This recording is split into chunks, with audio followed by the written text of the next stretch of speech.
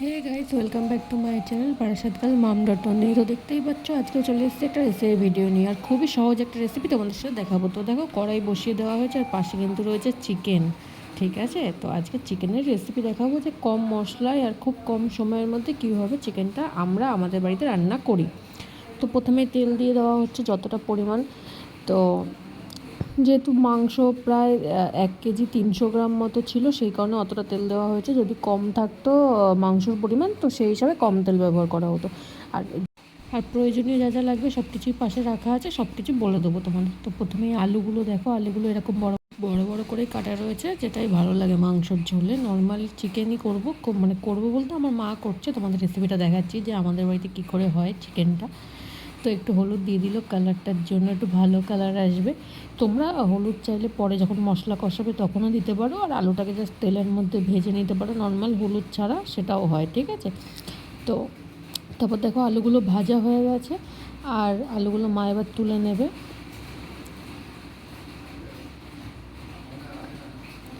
এবার দেখো কিছু কিছু ফোড়ন দিয়ে দিয়েছে, যেমন হচ্ছে তোমার এখানে গোটা গরম মশলা, সাদা জিরে, তেজপাতা আর শুকনো লঙ্কা ফোড়ন দিয়ে দিয়েছে এখানে তেলের মধ্যে। কারণ তোমরা তো দেখেছো যে আলু ভাজার পরেও এতটা তেল ছিল, আর তেলটা সেই কারণেই বেশি করে দিয়েছে, যাতে আলু ভাজাও হয়ে যায় আর তারপরে ওই যে তেলটা অবশিষ্ট থাকবে সেটাতে মাংসটাও রান্না হয়ে যায়। তো এই দেখো এবার আস্তে আস্তে দিয়ে দিচ্ছে হচ্ছে পেঁয়াজ কুচি। ঠিক আছে, পেঁয়াজ কুচি করা ছিল অনেকটাই এখানে। তোমরা চাইলে পেঁয়াজ পেস্টও করে নিতে পারো, কিন্তু আমরা পেঁয়াজ কুচি দিলাম আজকে। ভালো ভালো করে ভেজে নিতে হবে, লাল লাল লাল লাল ভাব যখন হয়ে যাবে তখন বাদবাকি যে ইনগ্রিডিয়েন্টসগুলো আছে, উপকরণগুলো, সেগুলো দিতে হবে।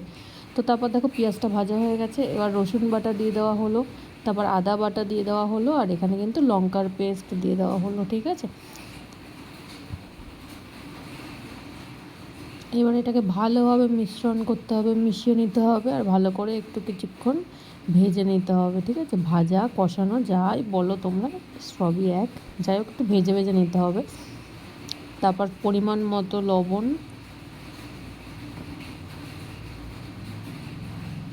আর আবার একটু হলুদ দিয়ে দিল, কারণ তখন শুধু আলু ভাজার মধ্যে হলুদটা দিয়েছিল যখন আলুগুলো ভাজছিল। কিন্তু মেন আমি আগেই বলেছি, তোমরা এখনও মানে শেষে যখন মশলা কষাবে তখনও হলুদ দিতে পারো, আগে না দিলেও চলে। আর তারপর দেখো একটুখানি কালার হওয়ার জন্য লঙ্কার গুঁড়ো দিয়ে দিল, সানরাইজের লঙ্কার গুঁড়ো, যেটা আমি আগেই বলেছি আমাদের বাড়িতে সানরাইজের লঙ্কার গুঁড়ো, হলুদ গুঁড়ো সব সানরাইজেরই খাওয়া হয়। তো তারপর দেখো টমেটো টমেটো দিয়ে দেওয়া হলো।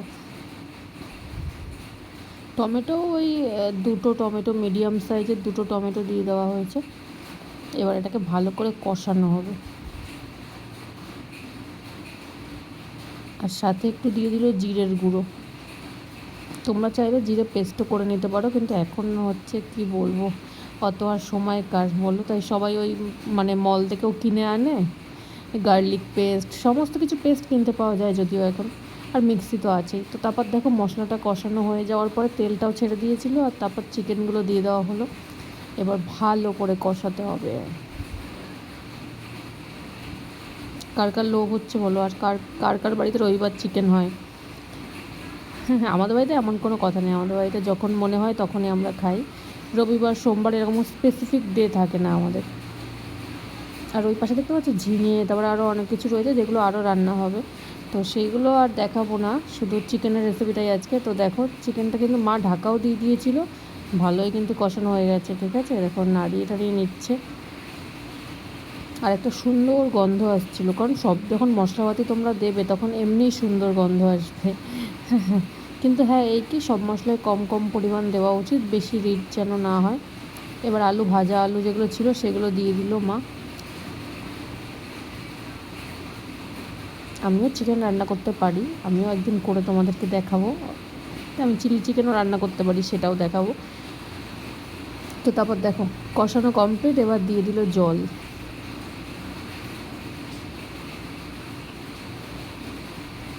চিকেনের ওই বলে না সেই লাল লাল ঝাল ঝাল চিকেন কষা, ওই ওরকমই, বুঝেছো?